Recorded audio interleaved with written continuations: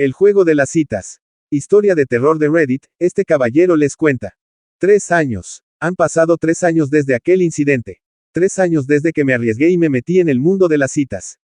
A pesar de que hace años que la conocí, escucho su voz cada vez que estoy solo, y a menudo sentía su roce en mi piel cuando me acostaba inquieto en la cama. No pasaba un día sin que reflexionara sobre el pasado, lo cual, reconozco, es perjudicial, pero era una costumbre. Siento que les debo una explicación. Trabajaba de cajero en un restaurante de comida rápida. Era un trabajo ingrato con muchos clientes irritables, como te puedas imaginar. A veces me encargaban limpiar los baños y, créeme, cualquiera se volvería loco al ver los horrores que dejaban allí. Era un hombre común y corriente con un trabajo de 9 a 5 y vivía completamente solo en un apartamento viejo, pero no habría sido de otra manera. Nunca me atrajeron el romance ni las citas. Pero ahí estaba el problema. Desde que se graduaron, mis antiguos compañeros se habían establecido, se habían casado y habían llenado sus redes sociales con fotos de sus hijos. O habían alcanzado el sueño americano y se habían convertido en personas exitosas. Como ya mencioné, nunca me molestó ser soltero sin responsabilidades ni complejos. Sin embargo, eso cambiaría cuando mi hermano menor se casó. Richie era el favorito de mi madre, y con razón. Era alto, atlético y con buenas calificaciones. Hacía años que no lo veía, pero por lo que oí, conoció a una mujer hermosa durante un viaje y se entendieron de maravilla. No tardaron en anunciar su compromiso y, créanme, fue un evento multitudinario con más de 100 personas para asistir al santo matrimonio. Debería haberme alegrado por mi hermano, ya que se merecía el mundo y mucho más. Pero eso solo resultó ser una distracción temporal, ya que mi madre se obsesionó cada vez más con mi soltería. Todo empezó durante la fiesta posterior, que debería haber estado dirigida a Richie y su esposa, pero en lugar de eso, mi madre apareció y, con total indiferencia, me puso en un aprieto preguntándome sobre mis planes de futuro. Cuando se lo conté, insistió una y otra vez, insatisfecha con mi respuesta. Intenté mantener la calma, pero al final me enfadé y terminamos interrumpiendo la ceremonia. No había vuelto a hablar con mi hermano desde entonces. Desde entonces, mi madre me llamaba o me enviaba mensajes todos los días para presionarme sobre cuándo consideraría salir con alguien. Se volvió aún más agobiante cuando mi hermano anunció que él y su esposa pronto tendrían un hijo. Día tras día, una de las pocas conversaciones que compartíamos era cuando mi madre me preguntaba cuándo me iba a casar, porque quería tener nietos, a lo que yo también respondía con sarcasmo, estoy en ello. Todo llegaría a su punto álgido un día lluvioso. Después de un día de trabajo especialmente agotador, del que no entraré en detalles más allá de decir que involucraba a unos niños pequeños y a su madre autoritaria, estaba a punto de irme cuando recibí un mensaje de texto de nada menos que mi madre. Gemí para mis adentros, ingresé mi contraseña en el teléfono y vi una foto de mamá con mi hermano Richie y su esposa. Fue unos días después del nacimiento de su hijo. Debajo había una frase que decía: sabes que la vida es corta, querido. Espero que te establezcas pronto, no puedo dejar que tu madre espere eternamente. Quise gritar, esta era la táctica que siempre usaba contra mí. La vieja excusa de, yo te traje al mundo. Se suponía que debía estar eternamente agradecido de que mi madre me hubiera traído al mundo, y lo estaba, pero eso era indicativo de su amor condicional. Me crió y me alimentó con el único propósito de que algún día yo le devolviera el favor y la bendijera con un montón de alegría. Nunca entendí esa mentalidad en absoluto. ¿Desde cuándo está escrito en piedra que darás nietos a tus padres? ¿Y por qué se consideraba un gesto desagradecido no traer otra vida al mundo cuando hay tantos otros niños que serían más aptos para ser adoptados o amados? Quizás tenía que ver con dejar un legado, pero el hijo de Richie ya cumplía ese papel, así que ¿por qué no me libraron de la responsabilidad? Es desesperante. Metí el móvil en el bolsillo y gemí. Al parecer, el volumen era tan alto que alertó a uno de mis compañeros. Cuando me preguntaron qué pasaba, les expliqué todo, desde la insistencia de mi madre en que tuviera sexo hasta que nunca me interesó, hasta que me habló de una cita rápida en el auditorio del pueblo y me dijo que debería intentarlo. Naturalmente, al principio me negué a ir, pero él, como mi madre, insistía mucho. Cuando dijo que su primo asistiría, sentí que era suficiente para acostumbrarme, ya que lo conocía desde hacía tiempo. Suspiré derrotada y me arriesgué a las citas. Pensé que no tenía mucho planeado para el resto de la semana, pero ir a una era un rollo. Con suerte, podía tomarme unas copas antes de irme a casa y, si llegaba el momento, siempre podía mentir sobre encontrarme con mi pareja y mi madre no se daría cuenta. Sin preocuparme mucho por mi atuendo, llevaba una camisa sencilla y pantalones caqui. En cuanto abrí la puerta del auditorio, me invadió una mezcla de diferentes aromas, a whisky de alta gama y perfumes caros que casi me hicieron toser. Podía ver que algunos de los asistentes rebosaban confianza, con mujeres charlando tranquilamente con hombres con sus vestidos escotados y su estética recatada y formal.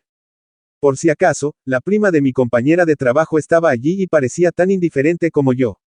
Era morena, de baja estatura. Llevaba un vestido verde que no era tan revelador como los de las otras mujeres, y llevaba gafas de montura fina sobre los ojos. Hablamos un rato y nos criticamos la estupidez de la ocasión, pero también cómo nos convencieron por diferentes motivos. Al acercarse la hora de la cita rápida, cada uno se fue a socializar con los demás. Si hubiera previsto cómo iría todo después, habría decidido dejar las citas con ella. Sonó el timbre y, con pesar, me arrastré a la primera mesa. La primera mujer tenía 22 años y era madre de 3 hijos, lo cual, admito, ya de por sí me desanimaba. Salir con alguien era una cosa, pero hacerlo sabiendo que tendría que compaginar el cuidado de sus hijos era demasiado para mí. Me explicó que había consumido diferentes drogas de joven, como metanfetamina, pero que llevaba un tiempo sobria, lo cual, como mínimo, era una buena noticia. Sin embargo, terminé rechazándola y pareció aceptarlo bien. Ojalá pudiera resolver sus problemas y encontrar a alguien que la mereciera. La siguiente mujer era unos 10 años mayor, tenía el pelo blanco y mencionó que tenía nietos. Al igual que antes, era algo con lo que no quería lidiar esta vez con una nueva generación de niños. Era una persona mayor excepcionalmente amable, pero captó la indirecta de que no estaba interesado en intentar la relación. También tenía un poco de oído sordo, sonó el cronómetro, pero se quedó en la silla unos segundos más hasta que le di indicaciones. La mesa de al lado estaba vacía, así que ni me molesté en ir. Había una señora de mi edad que sí consideré, pero no llevaba el teléfono encima en ese momento, así que no podría haberle pedido su número. Además, tenía más confianza de la que yo podía atestiguar y probablemente preferiría a alguien con esa mentalidad que a un hombre cínico. Habría dado por terminada la relación en ese momento, pero entonces me llamó la atención. Había algo en ella que me parecía etéreo, casi celestial. Tenía una larga y suelta cabellera negra, unos vibrantes ojos verdes que brillaban como esmeraldas. Un cuerpo curvilíneo y un busto abundante. Su piel, impecable, me recordaba a esas muñecas de porcelana que había visto en los escaparates de las tiendas de antigüedades. Vestía de negro, pero eso la hacía aún más atractiva. Hablaba con un tono alegre y coqueto. Por alguna razón desconocida, me enganché a sus palabras como si me cautivaran y se me clavaran en la cabeza. En ese momento, pensé que era la mujer idílica. Me cuesta recordar todo lo que hablamos porque, siendo sincera, era ella quien más hablaba, alargando las palabras a propósito mientras me susurraba palabras dulces al oído. Nadie podía saber quién era. Nunca dejó escapar ni una sola vez de dónde venía ni de su vida familiar. Lo que sí me contó, sin embargo, fue que se había graduado en una universidad solo para chicas y que estudiaba los sueños, desde sus causas hasta sus significados. Ella fue devorando mi tiempo cada vez más y más, hasta que no pude evitar enamorarme cada vez más de ella. Sabía que nada de eso tenía sentido, y que debía de haber algún designio siniestro tras esos irresistibles orbes verdes suyos. Pero era como si unas manos invisibles me obligaran a seguir observándola boquiabierto. Incluso apartar la vista una vez me provocó un dolor sordo en la cabeza. Tenía esa risa embriagadora que complementaba su comportamiento juguetón. Casi había olvidado el temporizador mientras sonaba, pero ya estaba convencido de haber elegido. Como era nueva en el barrio, me encargué de enseñárselo. Fuimos a un bar, nos sentamos en la barra y hablamos tranquilamente mientras el camarero nos atendía. Me contó cosas, muchas cosas. Me sermoneó sobre el mundo físico con una jerga que no pude entender, y aún así, era muy elaborada y segura de sí misma. Habló de viajes interdimensionales, de las extrañas formas alienígenas que conformaban nuestra realidad y de cómo el tiempo, tal como lo conocíamos, era una ilusión. Mi cerebro palpitaba mientras intentaba catalogar todo lo que me habían dicho.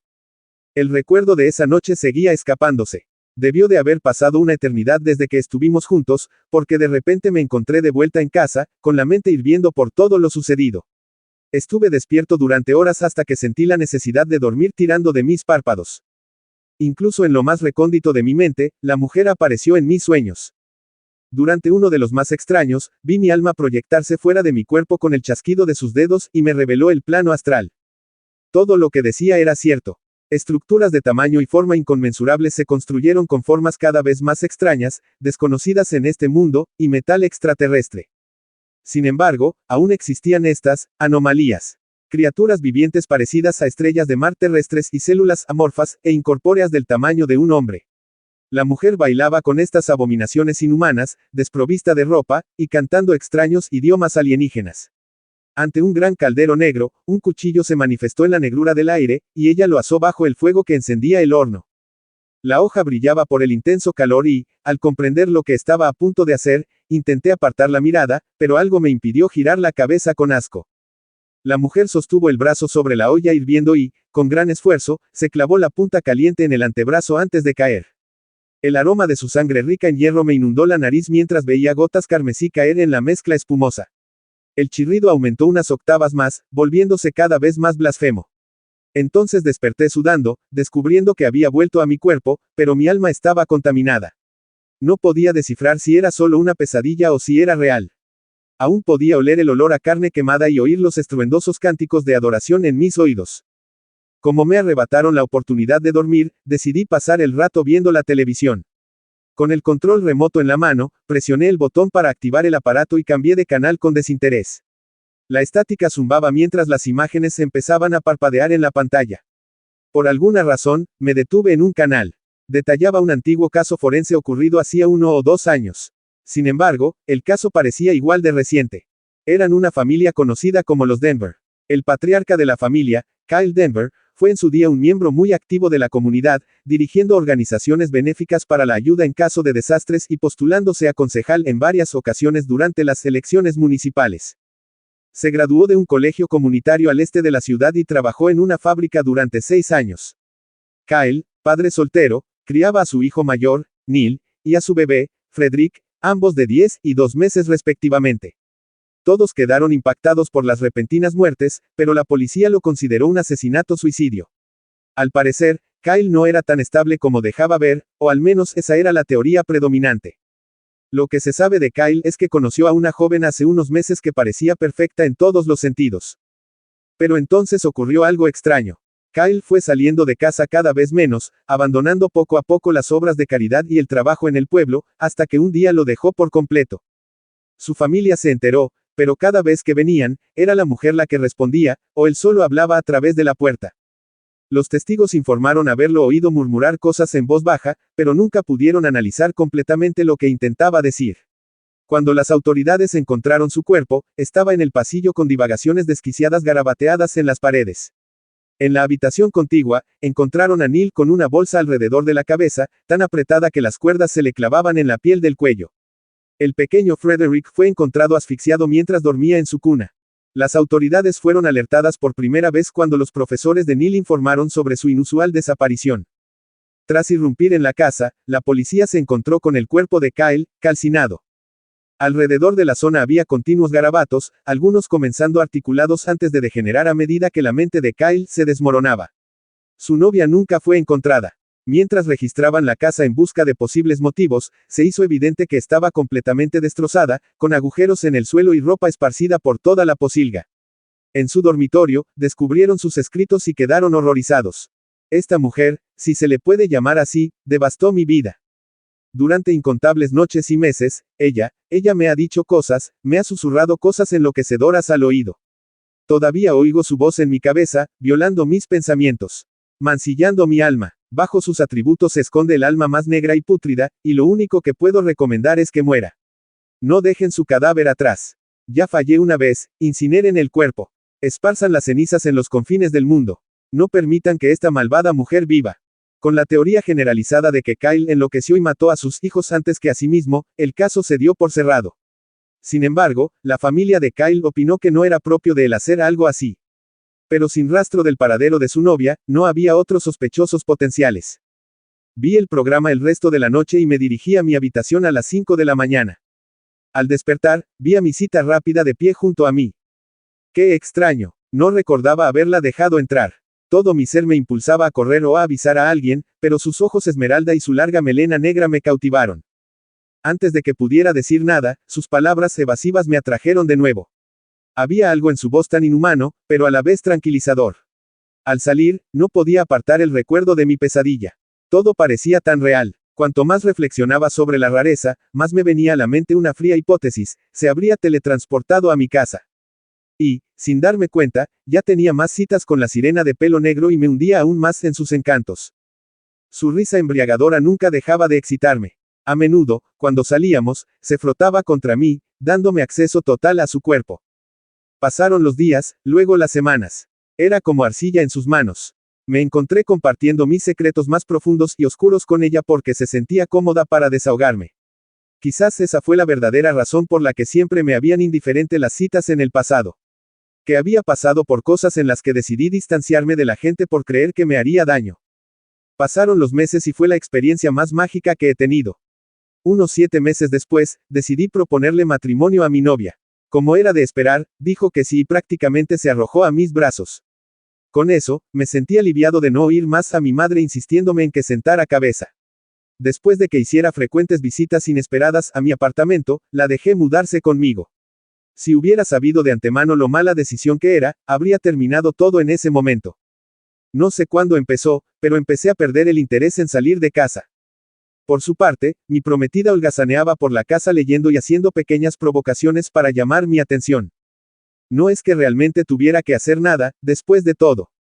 Era hermosa, todo lo que podía necesitar o desear era ella. Y así, eso fue lo que pasó. Me alejé de mi trabajo a medida que me volvía más reclusa. Empecé a tener que pagar el alquiler, pero incluso entonces, no podía evitar el deseo de quedarme en casa. Día tras día, descuidaba las necesidades básicas, como mantener mi apartamento limpio, mientras la ropa usada comenzaba a acumularse y ensuciarse en montones enormes. La comida escaseaba cada vez más, pero nunca sentí hambre. Pronto, descuidé la necesidad de bañarme, mientras me fascinaban aún más los globos esmeralda. Mis sueños no cambiaron desde que ella se mudó. Soñar con mi espíritu saliendo de mi cuerpo y transportado a otros planetas, y los vastos sacrificios rituales en los que participaba, me mantenían despierto durante largos periodos. Más cánticos en lenguas sobrenaturales y anomalías alucinantes se convertían en mi realidad con cada segundo. Pasaron unos meses y mi familia empezó a preocuparse. De hecho, tras el desastre que fue la fiesta posterior de mi hermano, mi madre lo llamó para que viera cómo estaba. Sin embargo, ni siquiera podía esperar verlo en mi estado actual. El olor de mi apartamento era rancio, a comida en descomposición y ropa podrida. Mi visión se volvía borrosa cuanto más me fijaba en mi novia. Richie intentó derribar la puerta, pero luego me contó que una fuerza sobrenatural e incorpórea le impidió hacerlo. Lo oí gritar que volvería, pero una parte de mí deseaba que no se molestara. Mi novia seguía erosionando mi mente. Lo olvidaba todo, incluso mi nombre. Cada noche, se inclinaba sobre mi cama y me susurraba al oído. Su voz, algo que antes me llenaba de alegría, se transformó en pavor al hablarme del trono de Azazoth, que existía en el centro del tiempo y el espacio, el centro mismo del caos, y de cómo los dioses demoníacos tocaban tambores y flautas caóticas mientras giraban alrededor del poderoso trono del caos supremo. Arrancó mi alma de mi cuerpo y la obligó a recorrer el universo, a veces intercambiándola con la de un Shoggoth. Mi hermano y el compañero de trabajo que me presentó al evento de citas rápidas se reunieron un día en un restaurante para hablar de sus preocupaciones sobre mí. Cada vez que el compañero venía a mi apartamento, yo siempre estaba preocupado o mi novia abría la puerta. Los vapores nauseabundos de los materiales en descomposición se filtraban por la puerta de mi apartamento, convirtiéndose en una preocupación tan grande que el casero estaba considerando llamar a la policía para que me obligaran a salir de mi imperio de podredumbre. El propio Richie no podía comprender cómo una mujer podía tener tanta influencia sobre mí, y resulta que estaba haciendo todas las preguntas correctas. Un hombre delgado y mayor, con entradas, interrumpió la conversación en cuanto oyó a Richie mencionar el pelo oscuro y los ojos verdes de mi novia. Resultó que la conocía perfectamente. Sin embargo, mi hermano tuvo que invitarlo a una copa para que se humedeciera los labios. Hace años, su hermano conoció a una joven excepcionalmente hermosa, de carácter alegre y tez pura, cuando le encargaron demoler un edificio antiguo. A pesar de que los perros gruñían en su presencia, su hermano estaba profundamente enamorado de ella, pero ni siquiera él podía explicar por qué. El hombre se burló mientras besaba la botella de vino. Siendo franco, la mujer en sí misma tenía un aspecto bastante común, según él. Aún así, su hermano estaba perdidamente enamorado de ella y salieron durante meses. Durante ese tiempo, su relación acabaría afectando su trabajo y, tras varios intentos fallidos de notificarle las consecuencias, fue despedido. Le daba igual, porque eso significaba que podía pasar más tiempo con la mujer que se engañaba a sí mismo con amar. El anciano se detuvo un momento, sus palabras se volvieron más duras a medida que se ahogaba de dolor. Todo se fue al garete. Su hermano le envió mensajes comentando que su cita realmente no era de este plano mortal y cómo ella le susurraba al oído, volviéndolo loco, y despotricaba sobre cómo pervertía su alma y la enviaba a reinos infernales sin su consentimiento. La mujer, una vez hermosa, destruyó su propia voluntad, y para cuando se dio cuenta de lo que estaba pasando, ya era demasiado tarde. Lo encontrarían en su baño, ahorcado. Poco después de terminar, otro hombre habló. Contó la historia de un amigo de la familia que también conoció a una belleza de cabello negro azabache con gemas verdes y cómo ella se inmiscuyó en su vida matrimonial. Al igual que en la historia del anciano, la mujer lo sedujo y poco a poco fue congraciándose. Su esposa e hijos hicieron todo lo posible por quitárselo de encima, pero la historia terminó trágicamente. Su esposa y sus 4 hijos fueron encontrados con heridas de bala en el cráneo, y el esposo se cortó la garganta y fue encontrado sobre el fregadero de la cocina. Como antes, la mujer nunca fue encontrada. Sin embargo, seguían llegando cada vez más informes sobre este insidioso individuo, algunos de los cuales se remontaban a años atrás. Cada encuentro seguía un patrón siniestro: conocía a un hombre, lo seducía. Lo volvía loco y luego mataba a toda su familia y se mataba a sí mismo. Lo mismo ocurría si el hombre era soltero. Fue entonces cuando la masacre de la familia Danvers cobró mucho más sentido. El pobre Kyle conoció a una hermosa mujer que lo cautivó, solo para que él corriera el destino de tantos otros. Richie, más audaz, intentó salvarme de ese trágico final. Llegué al punto en que era incapaz de percibir el tiempo, pues los días se difuminaban. La risita, antes tentadora, de mi novia ahora me perforaba los oídos, sonando como el cacareo confuso de una bruja. Su caricia reconfortante se transformó en un ataque viscoso y grotesco. En lugar de la hermosa chica que creía conocer, estaba viendo la maldad pura a la cara. En contra de mi voluntad, mi espíritu astral se vio obligado a acompañarla a diferentes planos de existencia y observarla realizar rituales abominables con esas anomalías de estrella de mar. He visto cosas que ningún hombre en su sano juicio debería presenciar jamás. Tanta sangre y fiestas secretas. Estaba al límite. Mi novia abusaba de mi ser y mis pensamientos se volvían hostiles. La suciedad se me pegaba a la piel, proveniente de los restos de comida con los que me alimentaba. Mi espejo estaba tan lleno de mugre y otras sustancias que no podía verme. Para ser sincero, lo consideraba algo bueno, prefería ser ignorante a verme obligado a darme cuenta de que había permitido que mi novia llegara tan lejos. Sabía que se preparaba para matarme en cualquier momento, pero no podía saber cuándo. Solo sabía que tenía que hacer algo, y rápido. Mientras mi novia leía distraídamente uno de sus libros profanos, agarré un cuchillo de mi sucio mostrador y lo empuñé como si fuera mi salvación. Debió haberlo previsto porque se movía a paso rápido, o quizás yo estaba tan demacrado que perdía velocidad. Otra vez esa risita, esa maldita carcajada que me aferraba el cerebro como una mosca atrapada en una telaraña. Se burló de mis esfuerzos, diciéndome lo débil de voluntad y patético que era. Sus palabras afiladas y duras fueron como un cuchillo que me clavaba la confianza. Mi novia agarró el cuchillo y golpeó la hoja con los dedos. ¿De verdad crees que este cuchillo tiene algún efecto sobre mí?